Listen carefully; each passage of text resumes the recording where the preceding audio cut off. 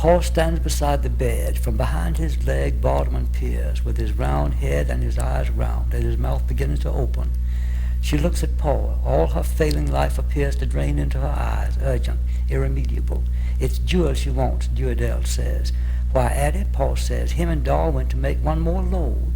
They thought there was time, that you would wait for them, and that $3 and all. He stoops, laying his hand on hers.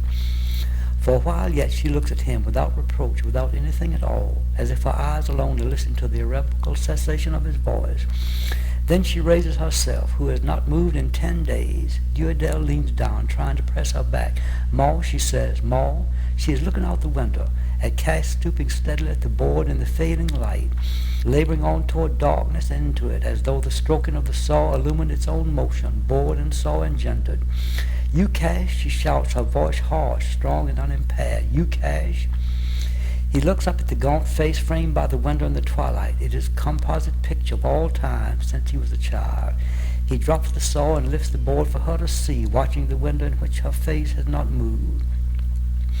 He drags a second plank into position and slants the two of them into their final juxtaposition, gesturing toward the one yet on the ground, shaping with his empty hand in pantomime the finished box. For a while she still looks down at him from the composite picture, neither with censure nor approbation. Then the face disappears. She lies back and turns her head without so much as glancing at Paul. She looks at Vardaman, her eyes, the life in them rushing suddenly upon them.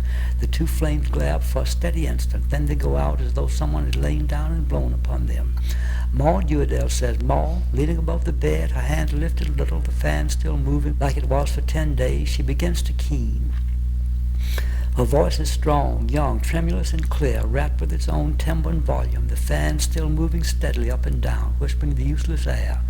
Then she flings herself across Addie Bundren's knees, clutching her, shaking her with the furious strength of the young, before sprawling suddenly across the handful of rotten bones that Addie Bundren left, jarring the whole bed into a chattering sibilant of mattress shucks.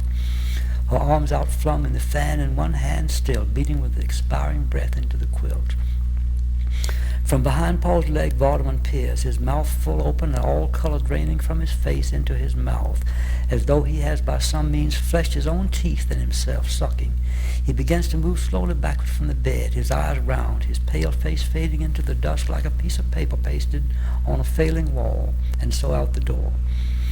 Paul leans above the bed in the twilight, his humped silhouette partaking of that owl-like quality of a wry-feathered, disgruntled outrage, within which lurks a wisdom too profound or too inert for even thought.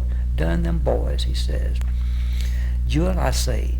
Overhead the day drives level and gray, hiding the sun by a flight of gray spears.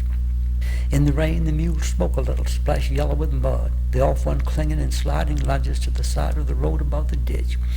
The tilted lumber gleams dull yellow, water-soaked and heavy as lead, tilted at a steep angle into the ditch above the broken wheel.